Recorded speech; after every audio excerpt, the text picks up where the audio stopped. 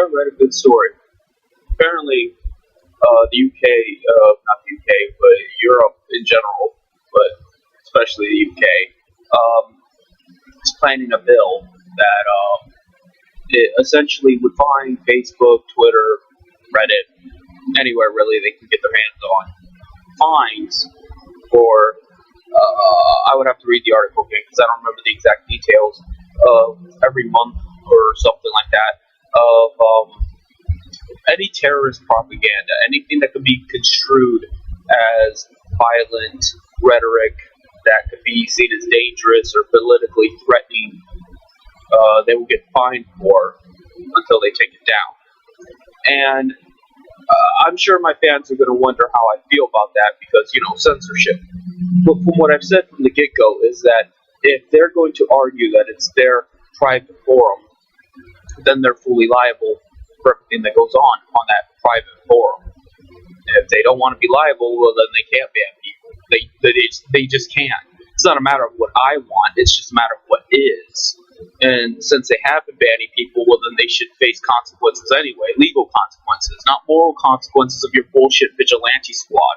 I mean, real, legitimate, lawful action against them. And this is something that actually automatically makes moderators terrorists, and me actually on the right side of the law. Because I've never incited violence against the government. I've never, ever have orchestrated this rhetoric that, somehow the government is not relevant to society and that, you should smash the state. I've never, because that doesn't make sense.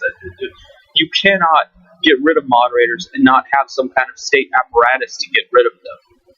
Because it's not simply a matter of, that moderators are a part of capitalism, which they are.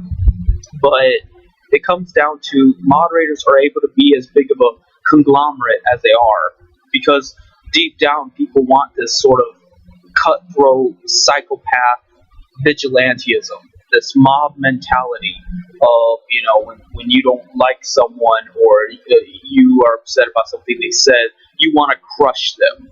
You want to take them off their platforms. You want to take their money. You want to take everything about them. You want to, fucking make sure that they can't get a job and shit like that. And then meanwhile, then you don't want people to be violent toward you. Well, it doesn't work that way. It doesn't. You cannot strip someone of their ability to speak, to act, and to, carry on their life, and then act like, oh, why are they being violent toward me? No, you can't. You're a fucking murderer. You're a criminal, and everyone has the right to self-defense. So they have every right to be violent toward you. That doesn't mean they should be violent toward the state. The state has nothing to do with that. You could argue that the state isn't doing enough to, counteract that, but in and of itself, the state is not responsible for that. And just all the same as they say, oh, well, it's not the government's job to censor you. That's what the Constitution protects you. But nobody fucking said they were. Nobody said they were. This is Facebook's fault. This is Twitter's fault. This is, private industry's fault. And the government's not doing its job in regulating them. But, if someone breaks into your home and puts a knife to your kid's throat, guess what? You have every right to shoot them. The same applies to moderators. And they already not only had the knife to your throat, but they're already slitting throats. It's just a fact of life. And, I don't need to explain this to people that like me. I don't really even need to explain to people that don't like me because they don't want to listen until it happens to them. And then they won't even admit I'm right. They'll just blame minute problems here and there that have nothing to do with anything.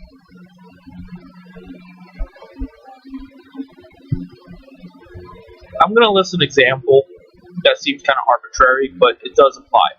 Where back when Muhammad Ali was alive, and he was a boxer, heavyweight champion, he was to be drafted for Vietnam, and he wasn't, because for one reason or another, he didn't pass the qualifications for it. And then a year later, after he converted to Islam, a mob mentality, much like the report backs moderators of today, banded together and, demanded something be done about it. So then they gave him a second test, which was corrupt and just a shit move in general, because I didn't even know they could legally do that. But they gave him a second drafting test, and then he suddenly qualified, and he said, no, I refuse to go to Vietnam because, it's against my religious beliefs.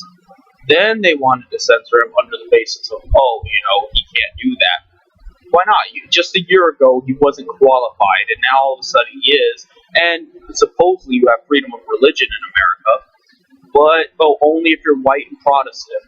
So, of course, private industry took away his heavyweight champion belts that he won legitimately. And that's what this always comes down to. They always want to create this illegitimate authority that answers to no one, that was created out of nothing. There's no basis for it. There's no basis for it. Like, the state is a rational hierarchy. You may not agree with it, but it has to operate within a certain paradigm before it falls apart. Unfortunately, capitalism isn't the same way. Capitalism can just do whatever, and it functions that way. It's like a computer virus. It's not meant to be coherent. It's just meant to destroy. It's just meant to destroy and contradict itself until the end of time, until the Earth's resources can't handle it, until the working class of the world can't handle it, until your fucking bitch mama can't handle it. And at some point, you should stop handling it and just say no more. And that's really it. And it shouldn't have had to come to this point where, the water isn't fit to drink. It's fucking hot as Satan's balls outside. People don't have enough food to eat. They're working their ass off. For people to be like, enough's enough. And that's really what this comes down to. You work 40 hours a week, I assume. Maybe less, maybe more, I don't know. But all I know is you work too much. You don't make enough. You're tired. You're pissed off. You deserve something. You deserve your basic human rights. And we all assume our basic human rights are about the same. You have the right to work where you want to work. You have the right to love who you want to love. You have the right to say what you want to say. And yet that's not given to us. We are not given. I should say we are not. Our civil liberties aren't protected because no one can give them to you. You have to know that in your soul that those are your rights. The government's job is to protect them, but they're not protecting. So you assume then, okay, they're not protecting my rights, but at least they're giving me lots of free shit. At least they're giving me a comfortable life. I don't have to work too hard. I don't have to worry about, much of anything. That's supposedly the dystopia of socialism. But newsflash, you're not getting free shit. So what are you doing? What are you doing? You're not getting free stuff. You're not getting your rights protected. You should be fighting for at least one of those things. I would hope the latter. But if you settled for the former, I wouldn't hold it against you. Because, hey, you're comfortable with your standard of living. I can understand that. You're a human being.